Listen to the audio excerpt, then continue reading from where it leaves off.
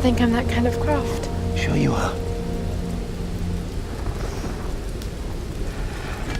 You just don't know it yet.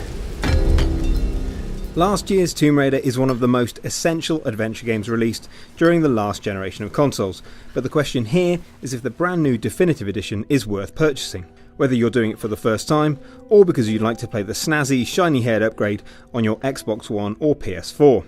If you didn't know, the Tomb Raider reboot is essentially an origin story for Lara Croft, albeit one set in a darker, more oppressive world than the original. It's a game that has Crofty running a brutal gauntlet of fire, kidnapping and horrible traps, making it a marvel that she's not physically and emotionally crippled at the end of it. Unless of course you play it really badly, in which case you will be, often repeatedly. In terms of structure, Tomb Raider plays more like an open-ended entry in the Uncharted series. Think gunfights, or bow fights in this case, staggering set pieces, dizzying platforming and puzzles. And as tempting as it is to delve further into the game's mechanics, progression and plot, we've covered this before in our original review, which you can watch here. Unsurprisingly, Tomb Raider Definitive Edition looks amazing. Since the specs of the PS4 and Xbox One are comparable to current high-end gaming rigs, both versions can keep pace with the gorgeous depth offered on the PC platform.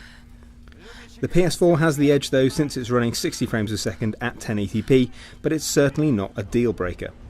Tomb Raider was always a stunning game, even on the last generation, but its primary appeal wasn't merely the visuals. Instead, the pacing, mechanics and level design set the game apart, and thankfully none of that has changed. Instead, the whole package is more vibrant and detailed, and alongside the better graphics, Square Enix is offering all the DLC, which, truth be told, is not very impressive. The Definitive Edition contains a new tomb, which players will find early on in the single-player campaign, and some new multiplayer maps. While the new tomb is enjoyable, players are unlikely to spend more than 10 minutes solving it. Likewise, the new maps are serviceable, but they don't improve the multiplayer experience significantly. Online remains knockabout fun, but it's unlikely to leave the CODs and battlefields of this world with empty servers. So let's talk about other new additions. Firstly, if you're playing Tomb Raider Definitive Edition on Xbox One, or if you have a camera hooked up to your PS4, you can use voice and gestures as part of the game interface, except that you probably won't because the control pad obviously feels like the more natural interface. You can also switch between weapons or open up the map simply by using the word that corresponds with the item, but unfortunately if an enemy in the vicinity uses one of these words, Lara can sometimes switch between weapons unprompted, which is more than a little bit annoying.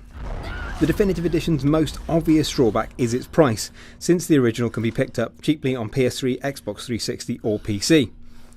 This means the question facing anyone considering this edition is simple. Do you think that improved graphics and a handful of additional extras are worth the inflated cost? Tomb Raider is still an incredible experience, and if you've never played it before, it's worth picking up, but it's hard to unreservedly recommend the Definitive Edition at full price. The DLC extras don't add anything significant, so unless the only gaming platforms you own are either an Xbox One or a PS4, you should think twice about paying full price for a year-old game, even when it's one as good as Tomb Raider.